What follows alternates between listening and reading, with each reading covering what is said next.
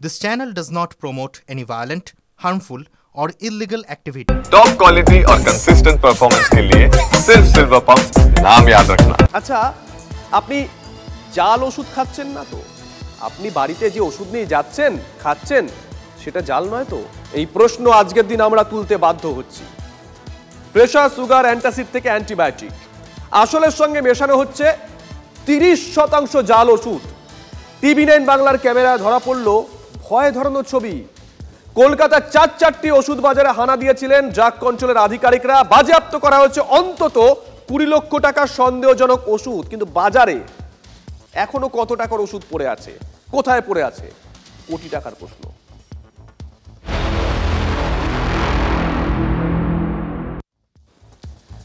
এবার ডিটেলে আসি।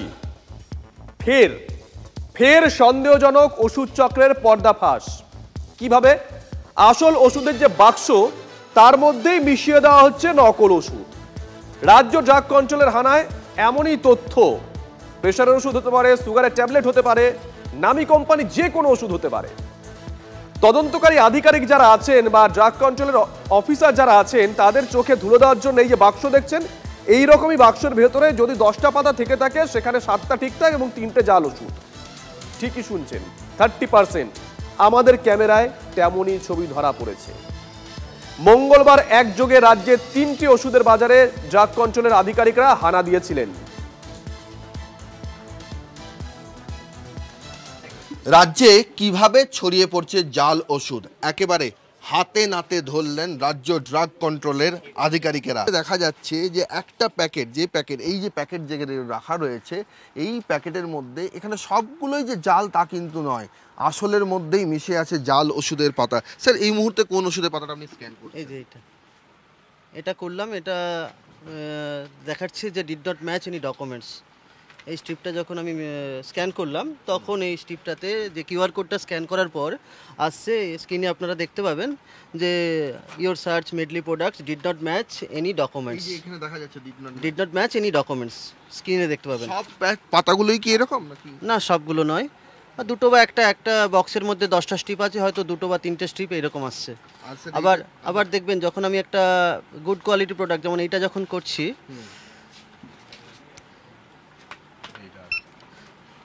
সেক্ষেত্রে দেখুন এখানে এটা একটা প্রোডাক্ট ইন্টিগ্রিটি, এটা যখন দেখাচ্ছে জেনুইন মেডিসিন, এটা জেনুইন মেডিসিন দেখালো এবং ব্যাচ নাম্বারও ম্যাচ করে গেল।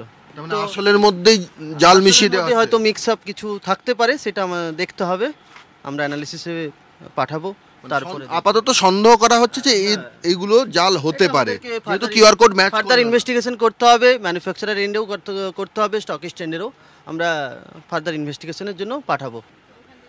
6 জন অ্যাসিস্ট্যান্ট ডিরেক্টরের আন্ডারে 3 জন করে ইন্সপেক্টর আমরা রেখে 6টা টিম নিয়ে প্রায় 12খানা মতো হোলসেল ফার্মে আমরা সার্ভেলেন্স করি।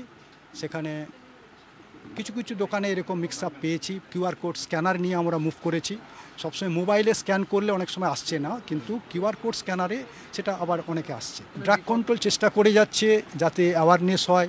হোলসেলারদের আমরা বলছি অথরাইজড স্টকিস্ট, অথরাইজড ডিলারের কাছ থেকে আপনারা মেডিসিন প্রপারলি পারচেস করুন, সেটা আমরা ইন্টিমেশনও দিয়ে যাচ্ছি। এবং আমাদের এরপর কলব্যাক নোটিশ আমরা সার্ভ করব, উনি কাকে কাকে সেল করেছেন তারা কলব্যাক করলে আবার আমরা সেখান থেকে আমরা স্যাম্পলিং করব। আপনারা অনলাইন বা এইসবে কিনবেন না, সস্তা যেখানে পাওয়া যাচ্ছে এরকমভাবে ডিসকাউন্ট হয়তো খুব পাচ্ছেন, সেখান থেকে কিনবেন না। আপনি পরিচিত দোকান থেকে কিনুন এবং ক্যাশ মেমো সবসময় নেবেন। ক্যাশ মেমোর সঙ্গে আপনি মিলিয়ে দেখে নেবেন যে ব্যাচ নাম্বারটা যেটা আপনার ক্যাশ মেমোতে দেওয়া আছে তার সঙ্গে প্রোডাক্টের ওপর যে ক্যাশ মেমো যে ব্যাচ নাম্বারটা সেটা মিলছে কিনা। প্রশ্ন হচ্ছে যে 8টা আসল ওষুধের মধ্যে 2টো জাল ওষুধের পাতা মিশিয়ে দেওয়া হচ্ছে। এই যে পদ্ধতি, এই পদ্ধতিতে যারা ডিস্ট্রিবিউটর রয়েছেন, যারা ডিলার রয়েছেন, তারা নিজেদেরকে ধোয়া তুলসী পাতা দাবি করতে পারেন?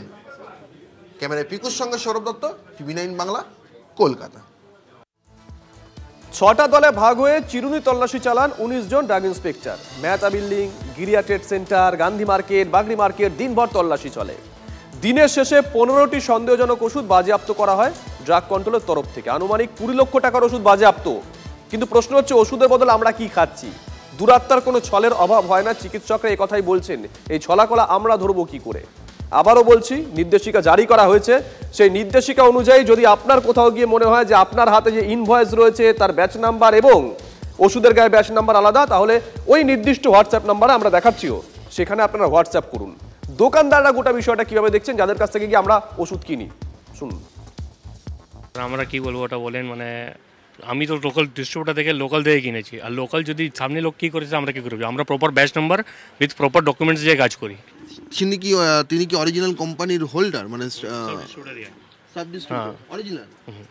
আমি প্রায় 4-5 বছর ধরে কাজ করছি। আপনি কি করে বিশ্বাস করবেন যে সে ঝাল করবে কি না করবে, ভিতরে কি আছে কি না আছে আপনি কি করে বুঝবেন? এটা একটা ধারণা করা যায়, যখন মালটা আসছে বেশি লেসে তখন নিশ্চয়ই তার একটা কারণ আছে।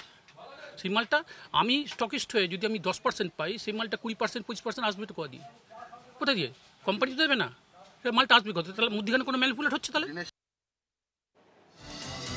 দেখুন, আমরা সংবাদ মাধ্যম আমরা তো লাগাতার খবর দেখিয়ে যাচ্ছি, আমরা যে খবর পাচ্ছি, কিন্তু চিকিৎসকরা কি বলছেন, কিভাবে আপনি সাবধানে থাকবেন, এই জাল ওষুধ খেলে কি ক্ষতি হতে পারে, শুনুন।